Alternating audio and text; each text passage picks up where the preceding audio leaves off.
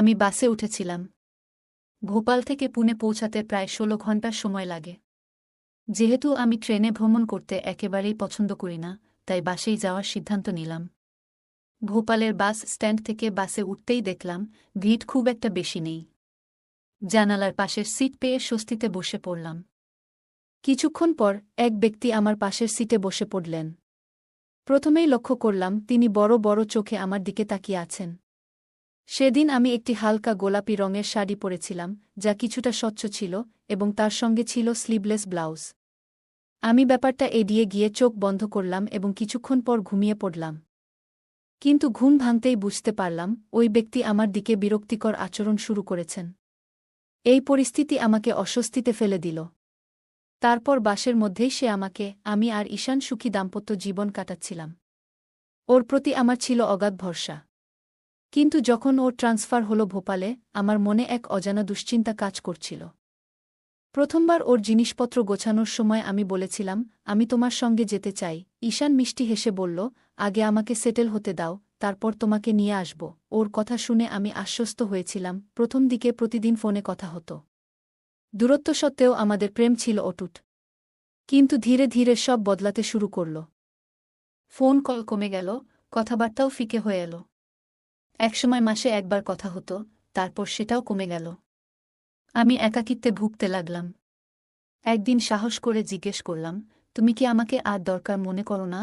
ঈশান সবসময় বলত, কাজের চাপ বেশি, সব ঠিক আছে, কিন্তু ওর কথায় আমি অজুহাতের গন্ধ পেতাম। আমি বারবার বলতাম, আমাদের আলাদা থাকা ঠিক নয়। আমাকে সেখানে নিয়ে যাও না কেন? ঈশান এড়িয়ে যেত। তার আচরণ ধীরে ধীরে ঠান্ডা হতে থাকল। একসময় মাসের পর মাস ওর কোনো খোঁজ পেতাম না। উদ্বেগ রাগে পরিণত হল, আর আমি ভেতর থেকে ভেঙে পড়লাম। একদিন এক আত্মীয়ের কাছ থেকে এমন একটা খবর পেলাম, যা আমার পুরো জীবনটাই বদলে দিল।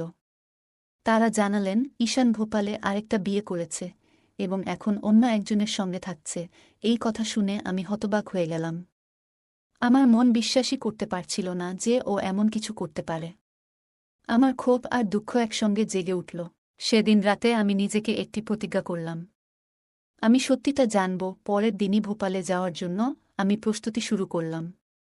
ভেতরে ভেতরে আমার মন ভীত ছিল, কিন্তু আমার আত্মসম্মান আমাকে সামনে এগিয়ে নিয়ে যাচ্ছিল। আমার প্রশ্নের উত্তর আমি চাই, ঈশানের কাছ থেকে, এবং সেই অন্য মহিলার কাছ থেকেও। ভোপালে পৌঁছানোর পর আমার পা ভারী হয়ে আসছিল। আমার চোখে ছিল প্রশ্ন আর মনে ভয়। যেটা শুনেছি সেটা কি সত্যি? যে মানুষটাকে আমি মন থেকে ভালোবেসেছিলাম, সে কি সত্যিই আমাকে ঠকিয়েছে? জীবনের সবচেয়ে বড় আঘাত ছিল, যে মানুষটাকে আমি ভরসা করেছিলাম, সে আমাকে ঠকাতে পারে।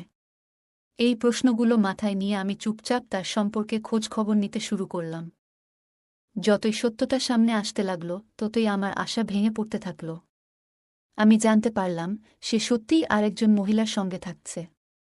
তাদের একটি ছোট সন্তানও রয়েছে। এই তথ্যগুলো জানার পর মনে হলো যেন আমার পুরো পৃথিবী ভেঙে গেছে। একদিন আমি তাকে দূর থেকে দেখলাম। সে ওই মহিলার সঙ্গে বাজারে ছিল। তাদের কথাবার্তা আর হাসি দেখে এটা স্পষ্ট হয়ে গেল যে সে খুশি। ঠিক সেই মুহূর্তে আমি অনুভব করলাম, তার জীবনে আমার কোনো গুরুত্ব আর নেই। আমি সেখানে দাঁড়িয়ে থেকেই নিজের সঙ্গে একটি প্রতিজ্ঞা করলাম। আমি ভাবতে লাগলাম, আমি কি তার সঙ্গে দেখা করব? আমার অনুভূতিগুলো তার সামনে প্রকাশ করব? কিন্তু আমার মনের এক কোণ থেকে একটা কণ্ঠস্বর বলল, না। তার সঙ্গে দেখা করে কী লাভ? সে কি নিজের ভুল স্বীকার করবে, নাকি পুরনো অজুহাতগুলোই দেবে? এই চিন্তা আমাকে সিদ্ধান্ত নিতে সাহায্য করল।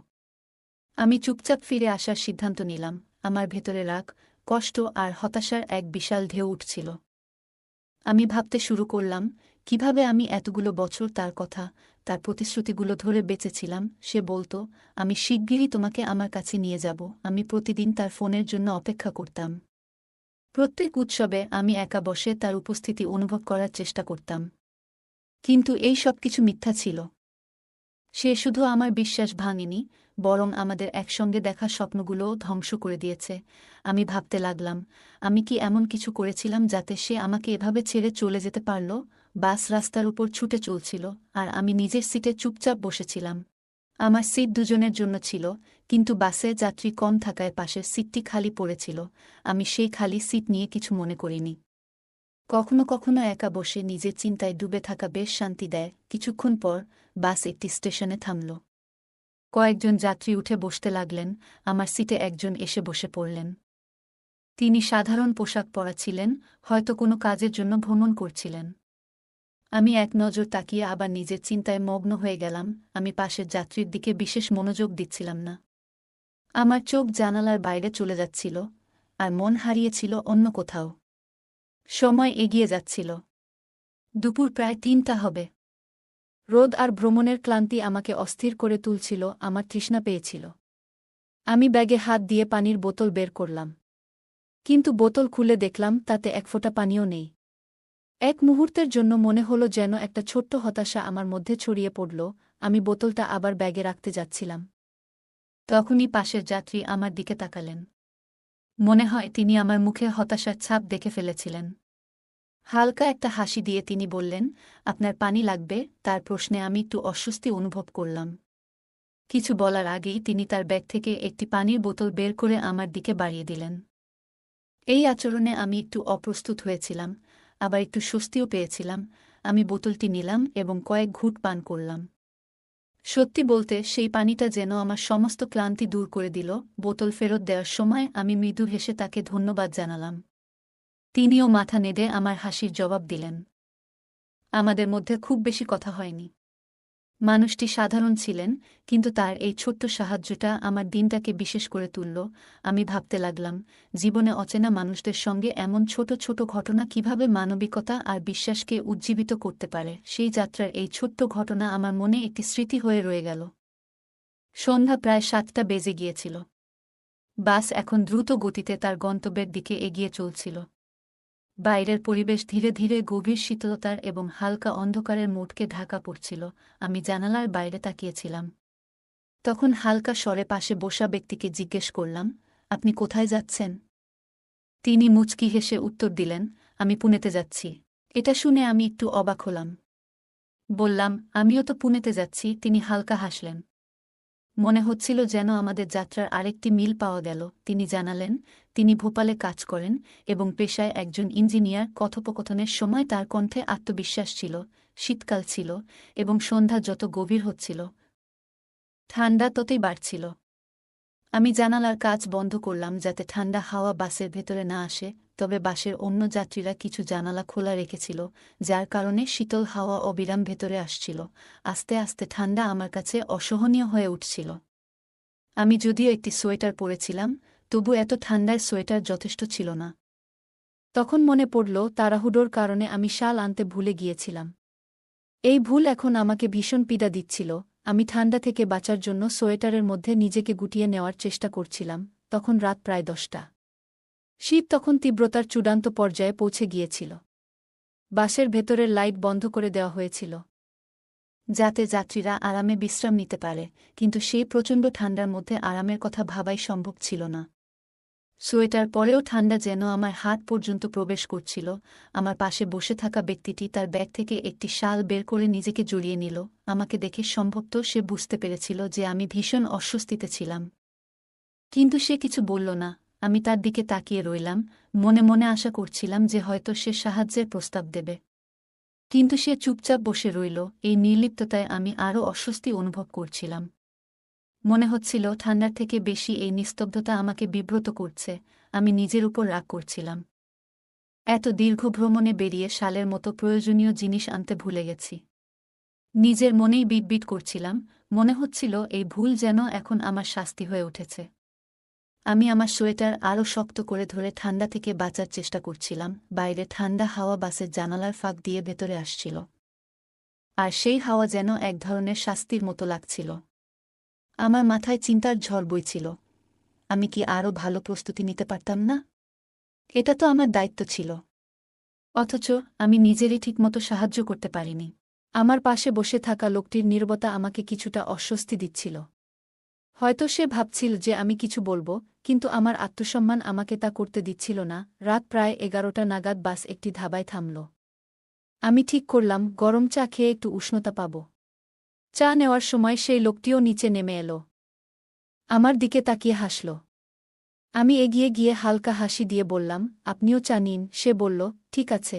আমি তার জন্য একটি চা অর্ডার করলাম। আমরা একসঙ্গে চা খেলাম এবং কিছুটা কথা বললাম। চা খাওয়ার পর আবার বাসে ফিরে এলাম। গাড়ি চলতে শুরু করল, কিন্তু রাত তখন প্রায় 12টা, আর ঠান্ডা আরও বেড়ে গিয়েছিল।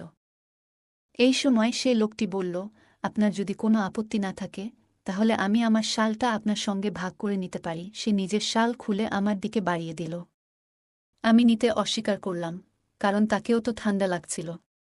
আমি বললাম, আপনি আমাকে শাল দিচ্ছেন, কিন্তু আপনাকেও তো ঠান্ডা লাগবে। এটা ঠিক হবে না। সে হেসে বলল, কোনো সমস্যা নেই, আমি ম্যানেজ করে নেব। আমি বললাম, না, নিজেকে অস্বস্তিতে ফেলবেন না। কিছুক্ষণ আমি ঠান্ডায় কাঁপতে থাকলাম। তখন সে বলল, আপনার যদি আপত্তি না থাকে তাহলে আমরা শালটা দুজন মিলে ভাগ করে নিতে পারি। এতে আমরা দুজনেই একটু আরাম পাব। আমি কিছুক্ষণ ভেবে বললাম, ঠিক আছে, কারণ ঠান্ডা আর সহ্য করা সম্ভব হচ্ছিল না। সে তার শালটি খুলে আমাকে দিয়ে বলল, আমরা ভাগ করে নিই। আমি শালটি নিজের চারপাশে জড়িয়ে নিলাম, আর সে নিজেও কাছাকাছি সরল। আমরা শালটি দুজন ভাগ করে নিলাম, এবং যাত্রা আবার শুরু হলো। রাত তখন প্রায় 1টা। বাস প্রায় গন্তব্যে পৌঁছে যাচ্ছিল। বাইরে এখনও ঠান্ডা তীব্র ছিল, কিন্তু শালের উষ্ণতা কিছুটা স্বস্তি দিচ্ছিল। তার সঙ্গে থাকা এই মুহূর্তগুলো যেন শীতের মধ্যে এক ধরনের আরাম এনে দিয়েছিল। হঠাৎ সে একটু অস্বস্তিতে সরে বসল। আমি লক্ষ্য করলাম সে একটু বিব্রত। কিছুক্ষণ পরে সে নরম গলায় বলল, ম্যাডাম, আমার হাতটা একটু জমে যাচ্ছে। যদি আপনার কোনো সমস্যা না হয়, আমি কি আপনার কাঁধে হাত রাখতে পারি? আমি কিছুক্ষণ চুপ করে রইলাম। তারপর হালকা হেসে বললাম, ঠিক আছে, কোনো অসুবিধা নেই। সে ধীরে ধীরে তার বাঁ হাত আমার কাঁধে রাখল। সেই স্পর্শে এক ধরনের উষ্ণতা অনুভব করলাম। আমরা আরও কাছাকাছি বসেছিলাম। এটি কিছুটা অস্বস্তিকর হলেও সেই মুহূর্তে তা এক ধরনের স্বস্তির মতো ছিল। আমি তাকে ধন্যবাদ জানালাম এবং বললাম, আপনার সঙ্গে এই যাত্রা খুব স্মরণীয় হয়ে রইল। ঘটনা এমন ঘটল যে আমি শীতের তীব্রতা থেকে বাঁচতে খুবই সমস্যায় পড়েছিলাম। তখন একজন অপরিচিত ব্যক্তি হাসিমুখে বলল, এতে কিছু হয় না। একে অপরকে সাহায্য করা আমাদের কর্তব্য, এবং আমি সবসময় সাহায্য করতে ভালোবাসি। তার এই কথাগুলো খুবই সহজ ও আন্তরিক মনে হল। তার সহানুভূতি আর সরলতা আমার মনকে শান্ত করল। এই ছোট্ট যাত্রাপথে একজন অপরিচিত ব্যক্তি যেভাবে আমাকে সাহায্য করেছিল তা এক অসাধারণ অনুভূতিতে পরিণত হল। আমরা একসঙ্গে শীতের সঙ্গে লড়াই করলাম এবং কিছু মুহূর্ত ভাগ করে নিলাম। এই যাত্রাটি শুধু গন্তব্যে পৌঁছানোর ছিল না, বরং বুঝতে শেখারও ছিল যে কখনো কখনো সাহায্য এবং সমর্থন এমন মানুষদের কাছ থেকে আসে যাদের আমরা কখনো জানি না, কিন্তু তাদের উদারতা আমাদের হৃদয়কে ছুঁয়ে যায়। আমি তার সহজ সরল স্বভাব খুব পছন্দ করলাম এবং জিজ্ঞাসা করলাম, আপনার নাম কি? সে মুচকি হেসে উত্তর দিল, আমার নাম বিনয়। আমি বললাম, আমার নাম নেহা। সে আবার হাসল এবং বলল, দারুণ নাম। আমি একটু লজ্জা পেলাম এবং বললাম, ধন্যবাদ। আমরা এত কাছাকাছি বসেছিলাম যে আশেপাশের লোকেরা ভাবছিল আমরা হয়তো স্বামী স্ত্রী। বিনয় বলল, আমার বাসে ভ্রমণ করার অভ্যাস নেই। আমি সাধারণত ট্রেনে যাই। তবে আজ প্রথমবার বাসে ভ্রমণ করছি। এটি বেশ ভিন্ন অভিজ্ঞতা। আমার মুখে হাসি রেখে বললাম, তোমার কি মনে হয়? আমার তো বাসে ভ্রমণ করতে খুব ভালো লাগে। তখন সে পকেট থেকে মোবাইল বের করে সময় দেখল এবং বলল, এখন 2টা বেজে গেছে। আর কিছুক্ষণের মধ্যেই গাড়ি পুনেতে পৌঁছে যাবে। তার মুখে কিছুটা ক্লান্তি দেখা যাচ্ছিল, কিন্তু তারপরও সে শান্ত এবং খুশি ছিল। সে মোবাইলে গান চালিয়ে ব্লুটুথে শুনতে শুরু করল। কিছুক্ষণ গান শুনে সে আমার দিকে ফিরে বলল, নেহা, গাড়ির মৃদু শব্দ শুনলেই আমার ঘুম আসতে শুরু করে। তার কাঁধে মাথা রেখে আমি যেন এক ধরনের নিরাপত্তা আর শান্তি অনুভব করছিলাম। কিছু সময় পর গাড়ি পুনেতে পৌঁছে গেল। সে আমাকে ধীরে ধীরে ডেকে তুলল, কিন্তু আমি এত গভীর ঘুমে ছিলাম যে জাগতে পারছিলাম না। তারপর সে আমার পিঠে হালকা চাপ দিয়ে আমাকে জাগাল। আমি চমকে উঠে বসে পড়লাম। তার মুখে মিষ্টি হাসি ছিল। সে বলল, সরি, কিন্তু পুনে এসে গেছে। আপনাকে জাগালাম, না হলে আপনার স্টপ মিস হয়ে যেত। আমি তার দিকে তাকিয়ে হাসি দিয়ে বললাম, ধন্যবাদ। আপনি জাগালেন বলেই আমার স্টপ মিস হয়নি, না হলে সত্যি সমস্যা হয়ে যেত। সে আমাকে জিজ্ঞাসা করল, আপনাকে কোথায় নামতে হবে? আমি বললাম, আমার ওই স্টপেই নামতে হবে। শুনে সে একটু অবাক হয়ে বলল, সত্যি? আমি হাসতে হাসতে বললাম, হ্যাঁ সত্যি। আমাদের যাত্রার গন্তব্য যে এত মিল ছিল তা ভেবে আমার একটু অদ্ভুত লাগছিল। প্রায় রাত 4টায় বাস স্টপে এসে গাড়ি থামল। আমরা দুজনই বাস থেকে নামলাম। চারপাশে গভীর নীরবতা, রাস্তায় মাত্র কয়েকটি গাড়ি দেখা যাচ্ছিল। আমি ঠিক করলাম এখান থেকে রিকশা নিয়ে বাড়ি যাব। কিন্তু এত রাতে রিকশা পাওয়া খুব কঠিন ছিল। বিনো তখনও আমার পাশে দাঁড়িয়েছিল। আমি জিজ্ঞেস করলাম, আপনার বাড়ি কোথায়? কোন কলোনিতে? সে বলল, না না, আমার বাড়ি এখানেই কাছাকাছি। তবে আমি রিকশা পাওয়া পর্যন্ত আপনার সঙ্গেই থাকব। তার এই কথায় আমার মন ভরে গেল। তার এমন আচরণ তার প্রতি আমার সম্মান আরও বাড়িয়ে দিল। সে মৃদু হাসি দিয়ে বলল, ধন্যবাদ। তখন প্রায় রাত 4:30। কিন্তু আশেপাশে না কোনো রিকশা পাওয়া যাচ্ছিল, না কোনো যানবাহন। তখন সে বলল, নেহা, যদি আপনার কোনো আপত্তি না থাকে তবে আপনি আমার বাড়িতে আসতে পারেন। আমার বাড়ি এখানেই কাছাকাছি। এত রাতে এখানে দাঁড়িয়ে থাকা নিরাপদ নয় বলে মনে হচ্ছে। আমি কিছুক্ষণ ভেবে দেখলাম। সে ভদ্র এবং মার্জিত মনে হচ্ছিল। তার ব্যবহারও খুব ভালো ছিল। তাই তার উপর ভরসা করে বললাম, ঠিক আছে, চলুন। আমরা দুজনেই নিজেদের ব্যাগ নিয়ে হাঁটতে শুরু করলাম। পথের নিস্তব্ধতায় আমরা তেমন কথা বলিনি, তবে তার সঙ্গে হাঁটতে আমার বেশ শান্তি লাগছিল। কিছুক্ষণ পরে আমরা একটি সাধারণ বাড়ির সামনে পৌঁছালাম। সে পকেট থেকে চাবি বের করে দরজা খুলল। আমরা ভিতরে প্রবেশ করলাম। তার বাড়ি বড় ছিল না, ছোট্ট দুটি ঘরের একটি সজ্জিত এবং পরিষ্কার বাড়ি। সে মুচকি হেসে বলল, নেহা, আমার বাড়িতে আপনাকে স্বাগত। আমি লাজুক গলায় বললাম, ধন্যবাদ। সে জানালো, আমি এখানে খুব কম সময় থাকি। আমার কাজ ভোপালে বেশি হয়। তাই কিছুদিন ভোপালে এবং কিছুদিন এখানে থাকি। আমি বললাম, আপনার বাড়ি খুব সুন্দর, বিনয়। সে হেসে বলল, ধন্যবাদ নেহা। তারপর সে বলল, আপনি বিছানায় ঘুমান। আমি সোফায় ঘুমাব। আমি দ্রুত বললাম, না না, আপনি বিছানায় ঘুমান। আমি সোফায় শুয়ে পড়ব। কিন্তু সে জোর দিয়ে বলল, এটা হতে পারে না। আপনি আমার অতিথি। অতিথির প্রতি যত্ন নেওয়া আমার দায়িত্ব। আমি বাধ্য হয়ে তার কথা মেনে নিলাম। আমরা নিজেদের জায়গায় শুয়ে পড়লাম। যাত্রার ক্লান্তির কারণে আমি দ্রুত ঘুমিয়ে পড়লাম। তার শালীন এবং ভদ্র আচরণ সেই রাতে আমার মনে একটি ইতিবাচক প্রভাব ফেলে। সকালে ঘুম ভাঙার পর আমি চারপাশে তাকালাম। দেয়ালে একটি ঘড়ি ঝুলছিল এবং তখন সকাল 9টা। আমি দেখলাম বিনয় উঠেই গেছে এবং ঘরের কিছু পরিষ্কার পরিচ্ছন্নতার কাজ করছে। ঘরে সামান্য অগোছালো জিনিসপত্র ছিল, যা সে সযত্নে গোছানোর চেষ্টা করছিল। সকালে যখন ঘুম থেকে উঠলাম, দেখি বিনয় আমাকে দেখে মুচকি হেসে বলল, গুড মর্নিং, আর বাথরুমের দিকে ইশারা করল। আমি বাথরুমে ঢুকলাম। সেখানে টুথপেস্ট আর ব্রাশ রাখা ছিল। আমি তা ব্যবহার করে নিজেকে সতেজ করলাম। বাথরুম থেকে বেরিয়ে এলাম, আর অজান্তেই আমার চোখ বিনয়ের দিকে চলে গেল। কয়েক মুহূর্তের জন্য আমি স্থির হয়ে গেলাম। সে শার্ট খুলে শুধু স্যান্ডো গেঞ্জি পরেছিল। তার শরীর আকর্ষণীয় এবং সুঠাম ছিল, মনে হচ্ছিল সে নিয়মিত জিম করে। কিছুক্ষণ তার দিকে তাকিয়েছিলাম। বিনয় আমার চোখাচোখি ধরে ফেলল এবং মুচকি হেসে বলল, নেহা, তুমি চা খাবে নাকি কফি? আমি বললাম, আমি চা নেব। সে তৎক্ষণাৎ চমৎকার একটি চা বানিয়ে আনল। চায়ের স্বাদ সত্যিই দারুণ ছিল। আমি বললাম, চা খুব ভালো হয়েছে। তারপর বললাম, এখন আমাকে যেতে হবে। গত রাতে আমাকে এখানে থাকার সুযোগ দেওয়ার জন্য আপনাকে অনেক ধন্যবাদ, বিনয়। বিনয় হাসতে হাসতে বলল, এতে কোনো বড় কথা নেই। আমি খুশি যে তুমি এখানে থাকতে পেরেছ। বিদায় জানানোর সময় আমি বললাম, যদি ভাগ্যে থাকে তবে আবার দেখা হবে। সে হাসি দিয়ে বলল, অবশ্যই। আমি তার কাছে নম্বর চাইলাম। সে খুশি মনে নম্বর দিল। আমি তার ফোনে একটি মিস কল দিয়ে দিলাম। বাড়ি ফিরে আসার পরও আমার মনে বারবার বিনয়ের স্মৃতি ভেসে আসছিল।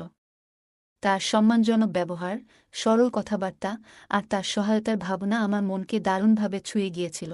আগে কখনো নিজের স্বামী ছাড়া অন্য কোনো পুরুষের প্রতি এমন অনুভূতি হয়নি। তবে বিনয়ের ব্যক্তিত্বে যেন একটি বিশেষ আকর্ষণ ছিল। দুদিন পর আমি বিনয়কে ফোন করলাম। সে ফোন ধরেই বলল, তুমি কোথায়? আমি আজ বাড়িতেই বিশ্রাম নিচ্ছি। কি হয়েছে? আমি বললাম, কিছু না, তোমার কথা মনে পড়ল তাই ফোন করলাম। সে হেসে বলল, ঠিক আছে, তাহলে দেখা করি কোনো এক জায়গায়। আমি তাকে বাড়ির কাছের একটি গার্ডেনে আসতে বললাম। আমি নির্ধারিত সময়ের আগে গার্ডেনে পৌঁছালাম। কিছুক্ষণ পর বিনয় এল। তাকে দেখে আমার মন একটু অস্থির হয়ে উঠল। সে জিন্স আর টি শার্ট পরে এসেছিল এবং সত্যিই খুব সুদর্শন লাগছিল। সে মুচকি হেসে বলল, কি খবর?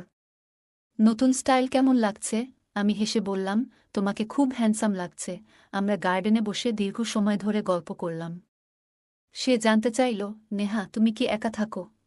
আমি বললাম, হ্যাঁ, আমি একা থাকি। আমার স্বামী ভোপালে থাকতেন, কিন্তু সে আমাকে অনেক বড় ধোঁকা দিয়েছে। আমি আমার জীবনের সমস্ত ঘটনা তাকে বললাম। বিনয় মনোযোগ দিয়ে সব শুনল। তার চোখে দুঃখ ও সহানুভূতির ছাপ স্পষ্ট ছিল। গল্প করতে করতে দুপুর ৩টা বাজে। আমি তাকে জিজ্ঞেস করলাম, আজ তুমি কোথায় খাওয়া দাওয়া করবে? সে বলল, আসলে এখনও কিছু ঠিক করিনি। আমি হাসি দিয়ে বললাম, তাহলে আজ আমার বাড়িতে এসো। সে মুচকি হেসে বলল, ঠিক আছে, সন্ধ্যায় আসব। আমরা একে অপরকে বিদায় জানালাম। সন্ধ্যায় ৬টা ৩০ আমি তাকে ফোন করলাম। বললাম, বিনয়, তুমি কি আসছো? সে বলল, অবশ্যই, আমি রওনা হচ্ছি। ঠিক সময়ে বিনয় আমার বাড়িতে পৌঁছাল। আমি তাকে স্বাগত জানালাম এবং বললাম, আমি আগেই খাবার তৈরি করে রেখেছি। আমরা দুজন একসঙ্গে ডাইনিং টেবিলে খাবার খেতে বসলাম। সেদিন আমি একটি হালকা গোলাপি রঙের শাড়ি পরেছিলাম, যা কিছুটা স্বচ্ছ ছিল, এবং তার সঙ্গে ছিল স্লিভলেস ব্লাউজ। খাওয়া শেষ হওয়ার পর আমরা সোফায় বসে গল্প করতে শুরু করলাম। গল্পের ফাঁকে বিনয় আমাকে বলল, আপনাকে এই শাড়িতে অসাধারণ সুন্দর লাগছে। তার এই প্রশংসা শুনে আমি হেসে বললাম, সত্যিই। বিনয়ের সঙ্গে গল্প করতে করতে আমি আমার ফোন বের করলাম। আমি বললাম, বিনয়, আমার ফোনে একটি অ্যাপ ইনস্টল হয়ে গেছে, কিন্তু আমি সেটি ডিলিট করতে পারছি না। আপনি কি ঠিক করতে পারবেন? বিনয় বলল, আমাকে দিন, আমি দেখিনি। সে আমার পাশে বসে কয়েক সেকেন্ডেই ফোনের সমস্যাটি সমাধান করে দিল। আমি তার দক্ষতায় অবাক হয়ে গেলাম। আমরা খুব কাছাকাছি বসেছিলাম। হঠাৎ বিনয় বলল, নেহা, সেদিন যখন আমরা একসঙ্গে যাত্রা করছিলাম, আমার খুব ভালো লেগেছিল। আমি বললাম, হ্যাঁ, সেই রাত আমার জন্য স্মরণীয় ছিল। আমাদের দৃষ্টিগুলো একে অপরের সঙ্গে আটকে গেল। ধীরে ধীরে সে আমার হাত ছুঁয়ে দিল এবং গভীরভাবে আমার চোখের দিকে তাকাল। তার মুখ আমার এতটা কাছাকাছি এলো যে মুহূর্তটা যেন থমকে গেল। আমি ওকে যতটা চিনেছি, তার সরলতা আর আন্তরিকতা সবসময় আমাকে টেনেছে। সে এতটা কাছে আসলেও আমার মনে কোনো অস্বস্তি জাগেনি। কিছুক্ষণ পরে আমরা যখন একটু দূরে সরে দাঁড়ালাম, তখন তার চোখে এক ধরনের লজ্জা আর দ্বিধা ফুটে উঠল। বিনয় বলল, আমি দুঃখিত নেহা। আবেগে কিছুটা ভেসে গিয়েছিলাম। এটা ইচ্ছাকৃত ছিল না। তার কণ্ঠে ছিল আন্তরিকতা এবং মুখে ছিল এক ধরনের দুশ্চিন্তার ছাপ। আমি হালকা হেসে বললাম, কোনো সমস্যা নেই, বিনয়। সত্যি বলতে যা ঘটেছে তা আমারও ভালো লেগেছে। সে বলল, সত্যিই। আমি মাথা নেড়ে সম্মতি দিলাম। রাত তখন প্রায় 10টা। আমরা একে অপরের খুব কাছাকাছি চলে এসেছিলাম। সেই রাতটি যেন আমার জীবনে এক অভূতপূর্ব অভিজ্ঞতা হয়ে উঠল। আমাদের কথোপকথন গভীর থেকে গভীরতর হয়ে গেল। রাতের প্রায় 4টা পর্যন্ত আমরা জেগেছিলাম। কিন্তু কখন যে ঘুমিয়ে পড়েছিলাম তা বুঝতেই পারিনি। কিছুক্ষণ পরে আমরা যখন একে অপরের থেকে একটু দূরে এলাম, তখন আমি বিনয়ের চোখে এক ধরনের অস্বস্তি এবং উদ্বেগ দেখতে পেলাম। তার চোখে এমন কিছু ছিল যেন সে নিজেকে বোঝানোর চেষ্টা করছে যে যা হয়েছে তা একেবারে অপ্রত্যাশিত ছিল। তার দৃষ্টিতে এক গভীর অস্থিরতা স্পষ্ট ছিল। ধীরে ধীরে সে বলল, মাফ করবেন নেহা। আমি আবেগে ভেসে গিয়েছিলাম, তাই এমন হল। তার কণ্ঠে ছিল এক ধরনের সৎ স্বীকারোক্তি, যেন সে নিজের হৃদয়ের কথা প্রকাশ করছে। তার মুখে এক ধরনের অস্বস্তির ছাপ ফুটে উঠেছিল, যেন সে নিজেকেই দোষ দিচ্ছে। আমি হালকা হেসে বললাম, কোনো সমস্যা নেই, বিনয়। সত্যি বলতে যা ঘটেছে তা আমারও ভালো লেগেছে। আমার কণ্ঠেও একই রকম সত্যতা ছিল, কোনো মিথ্যা বা ছলনা ছাড়াই। আমার কথা শুনে সে এক মুহূর্তের জন্য নীরব থাকল। তার চুপ থাকার মধ্যে আমি অনুভব করলাম, হয়তো সে আমার কথাগুলো গভীরভাবে বুঝতে পেরেছে। কিন্তু তার চোখে তখনও কিছু প্রশ্ন ছিল, যেন তার মনে কিছু না বলা কথারা ঘুরে বেড়াচ্ছে। বিনা আমার দিকে গভীর দৃষ্টিতে তাকাল, যেন সে নিজের মনে থাকা সমস্ত দ্বিধা কাটিয়ে উঠতে চাইছে। তারপর ধীরে ধীরে সে জিজ্ঞাসা করল, তোমার কি সত্যিই এমন মনে হয়? তার প্রশ্নের মধ্যে এক ধরনের রহস্য ছিল, যেন সে জানতে চাইছিল যে আমাদের মধ্যে যা ঘটেছে তা কি শুধুই এক মুহূর্তের আবেগ ছিল, নাকি এটি কোনো গভীর সম্পর্কের শুরু হতে পারে। আমি এক মুহূর্ত ভেবে নিলাম, তারপর নিজেকে শান্ত রেখে বললাম, হ্যাঁ, আমার সত্যিই এমন মনে হয়। আমার মনে হয় যা ঘটেছে তা কোনো কারণ ছাড়াই হয়নি। হয়তো এটা একটি নতুন শুরুর সংকেত। হয়তো আমাদের আরও কিছু সময় একসঙ্গে কাটানো উচিত, যাতে আমরা বুঝতে পারি যে আমরা একে অপরের সঙ্গে কতটা সুখে থাকতে পারি। আমার কথার মধ্যে ছিল এক গভীর উপলব্ধি, যা হয়তো বিনয়ের জন্য ছিল নতুন অভিজ্ঞতার সূত্রপাত। সেই রাতের মুহূর্তগুলো আমাদের জন্য যেন এক নতুন পথ চলার সূচনা করে দিল। আমরা সারা রাত জেগেছিলাম, একে অপরের সঙ্গে গল্প করছিলাম। কখনো হাসছিলাম, কখনো লজ্জা পাচ্ছিলাম, আর কখনো একে অপরের চোখে লুকিয়ে থাকা ভাবনাগুলো পড়ার চেষ্টা করছিলাম। আমাদের মনে হচ্ছিল, আমরা একে অপরের পাশে না থাকলে হয়তো এই অনুভূতির পথে কখনোই আসতাম না। রাত তখন প্রায় 4টা বেজে গিয়েছিল। কিন্তু তবুও আমাদের চোখের পাতা একবারও বন্ধ হচ্ছিল না, যেন আমরা একে অপরের ভেতরের প্রতিটি অনুভূতিকে বুঝতে চাইছিলাম। শেষমেশ যখন আমি চোখ বন্ধ করতে শুরু করলাম, তখন অনুভব করলাম আমি হয়তো ঘুমিয়ে পড়ব। কিন্তু তার সঙ্গে এটাও মনে হচ্ছিল, যেন এই রাতটি কখনো শেষ হবে না। বিনো তখনও আমার পাশে বসেছিল। তার উপস্থিতি আমাকে এক ধরনের অদ্ভুত ভালোবাসা দিচ্ছিল, যা আমার মনে এক শান্তি এনে দিচ্ছিল। যদিও আমি ক্লান্ত ছিলাম, তবুও তার চোখে একটি গভীর চিন্তার ছাপ ছিল। যেন সে আমাকে কিছু বলতে চাইছিল, কিন্তু বলার সাহস পাচ্ছিল না। আমি ধীরে ধীরে চোখ বন্ধ করলাম, এবং ঘুম আমাকে নিজের কোলে টেনে নিল। 2 দিন পরে, যখন আমি আমার প্রতিদিনের কাজ নিয়ে ব্যস্ত ছিলাম, তখন হঠাৎ বিনয়দার ফোন এলো। তার কণ্ঠে একটা হালকা আনন্দ আর উত্তেজনা ছিল, যা শুনেই বুঝতে পারলাম। তিনি বললেন, নেহা, আজ সন্ধ্যায় তুমি কি আমার বাড়িতে আসবে? কাল আমার ছুটি, আমরা আরাম করে গল্প করব, একসঙ্গে খাওয়া দাওয়া করব, আর ইচ্ছে করলে রাতে থেকেও যেতে পারো। তার কথার ভঙ্গিমায় একটা স্বাভাবিকতা আর আন্তরিকতা ছিল, যেন তিনি আমাকে এক নিরাপদ আর স্নিগ্ধ পরিবেশে নিয়ে যেতে চাইছেন। তার আমন্ত্রণ শুনে আমি কিছুক্ষণ চুপ করে রইলাম। বিনয়দার এই প্রস্তাবটা আমার কাছে একটু অপ্রত্যাশিত ছিল, কিন্তু আমি সেটা ঠান্ডা মাথায় ভেবে দেখলাম। তার নিমন্ত্রণ আমাকে একদিকে কৌতূহলী করল, আবার অন্যদিকে একটু দ্বিধাগ্রস্ত করল। তিনি আমার থেকে কী প্রত্যাশা করছেন, সেটা একেবারে স্পষ্ট ছিল না। আমার মনেও এক ধরনের মিশ্র অনুভূতি কাজ করছিল, তবুও আমি মনে মনে ভাবলাম, এটা আমার নিজের অনুভূতিগুলো বোঝার একটা সুযোগ। হয়তো এটাই সঠিক সময়। তার প্রস্তাব আমার মনে একটু সংকোচ তৈরি করেছিল, কিন্তু আমি ঠিক করলাম যে আমি এই সুযোগটা গ্রহণ করব। আমাকে সেই প্রশ্নগুলো করতে হবে, যেগুলো বহুদিন ধরে আমার মনে জমেছিল। আমি জানতে চাইছিলাম, তিনি কি আমার সঙ্গে তার জীবন কাটানোর জন্য প্রস্তুত? আমাদের এই সম্পর্ক কি শুধু এক পলকের আবেগ, নাকি এটি কোনো গভীর আর স্থায়ী বন্ধনের শুরু? সন্ধ্যায় আমাদের দেখা হওয়ার কথা ছিল, আর আমার মনে হচ্ছিল এই মুহূর্তটা খুব গুরুত্বপূর্ণ। এটা এমন একটা সন্ধ্যা হতে চলেছিল যেখানে আমি আমার মনের কথা বিনয়দাকে বলতে চেয়েছিলাম। তার উত্তরের উপর নির্ভর করছিল আমার জীবনের পরবর্তী পদক্ষেপ।